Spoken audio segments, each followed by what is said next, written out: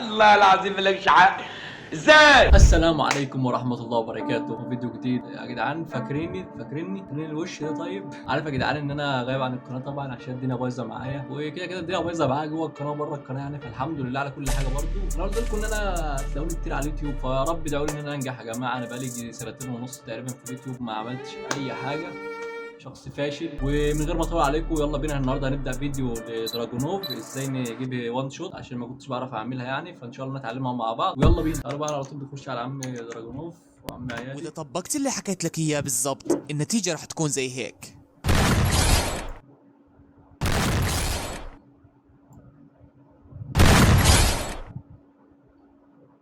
اهلا فيكم مع دراجونوف from zero to hero.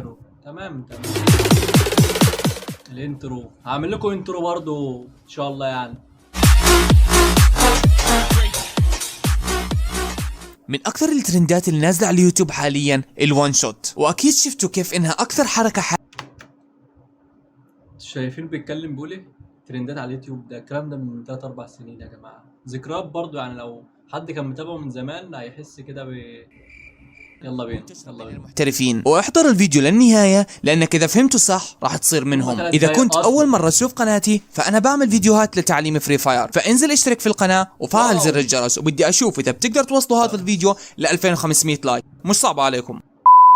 نبلش بحركة الوان شوت. اول اشي اعرف انه هاي الحركة مش زي الحركات اللي قبلها، يعني بدك تتدرج شوي شوي عبين ما تقدر تطبقها. اول اشي بتبلش بجمب شوت عادية، واذا ما بتعرف شو هي الجمب شوت يعني انك تنط وانت بالهواء بتطخ على الخصم. سهلة صح؟ وما اتوقع انه في حد ما بيعرف يعملها. وادخل جيم تريننج كامل بس لا تقتل حد فيه الا بالجمب شوت. ومش مهم انك تجيب هيت شوت عقد ما هو مهم انك تتعود على القفزة، والنتيجة رح تطلع معك زي هيك. مش هالاشي الواو، بس لساتنا باول خطوه، لانه ثاني خطوه هو ان تعالوا بقى ايه نطبق اول خطوه. هو قال ايه؟ خش على الخصم تنط وتضرب. تمام. ما جاتش شوت. بص يا جدعان اهو بنط وبضرب. ما دلوقتي يعتبر اللعبه ده ما عادش موجود، يعتبر اللعبه ده اللي موجود دلوقتي. بنط وبس كده. بص بس عشان ايه بقالي كتير ما بلعبش، نسي مكان الزراير. بص اهو ده اللعب اللي منتشر صح؟ الايم خرا.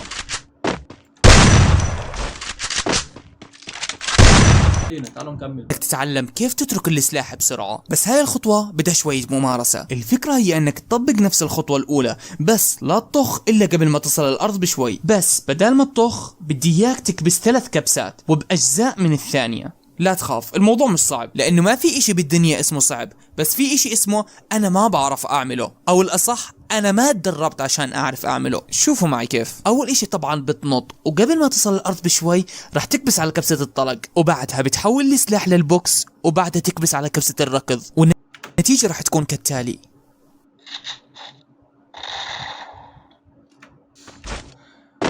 انط اغير واجري. ايوه عملتها. اوه شوت. تنط تضرب تغير السلاح، تنط تضرب تغير السلاح. يا ابني اصبر على المنطق. هو كده بس انا بغير السلاح بسرعه بس عشان ايدي متعوده بقى، فاهمين؟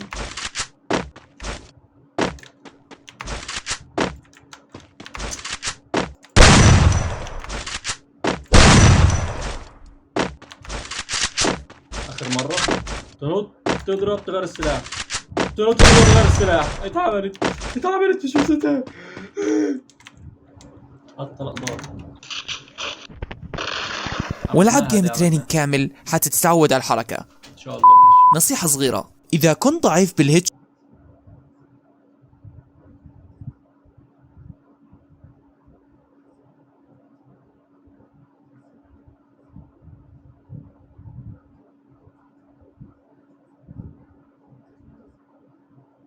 طبعا امال المرحلة الأخيرة إن أنا أطبق المرحلة التانية. اللي هي الحركة التانية تنط وتضرب وتغير السلاح وتجري. إيه اللي أنا بقوله ده كل ده؟ ما تضربه ضربة عادية، اضربه دراج هيد شوت. تذكير بسيط. فكرة الدراج هيد شوت هي انك تحط الايم على منتصف الخصم، وبعدها تنزل الايم لتحت شوي وبسرعة ترفعه لفوق.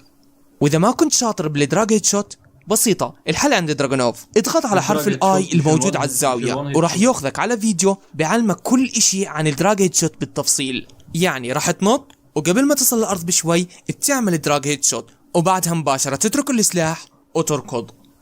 نصيحة ثانية، بعد ما تعمل دراج هيد شوت نزل الجير لتحت حتى ترجع منظور الكاميرا مثل ما كان. خلاصة الكلام، بلشنا من هيك وبعدها صرنا هيك وبالاخر وان شوت. واذا طبقت اللي حكيت لك اياه بالضبط النتيجة رح تكون زي هيك. عاش، حلوه اللقطه.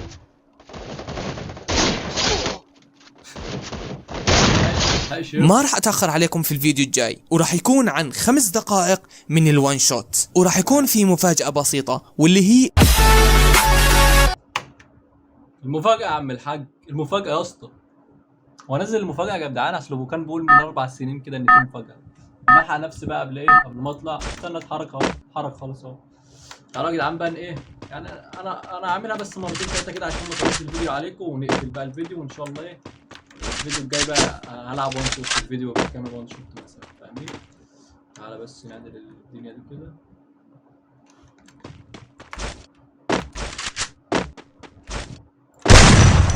اوه ماي جاد، اكس محمد عبد الباسط.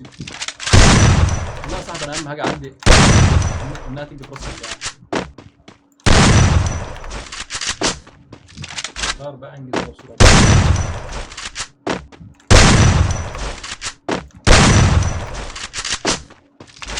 بس طبعا يا جدعان دي مش متعوده.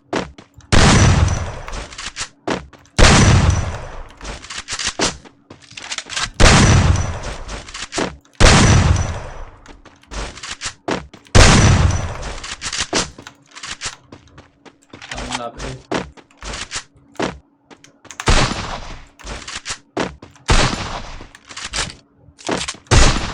اوه ماي جاد.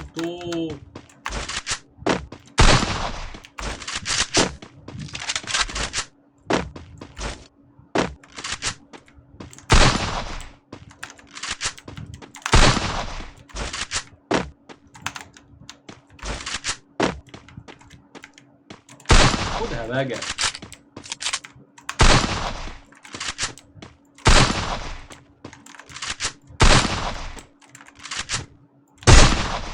بصوا يا جدعان، في فرق في البي سي. البي سي في اختلافين. انت ممكن تعمل كده وتضرب، يعني تجيبها على جسم اللاعب وترفع لفوق وتضرب، تمام؟ ممكن تجيبها في الجنب وترفع، بس لما بتجيبها في الجنب وترفع كده بتطلع فوق. شوفوا، خدتوا بالكم؟ اهو ثواني، بصوا شايفين؟ لما تبقى في الجنب، لكن لو على جسم اللاعب ورفعت بتجيبه لحد ما، يعني بتجيبه بس عشان بعيد وبرفع جامد، فاهمين؟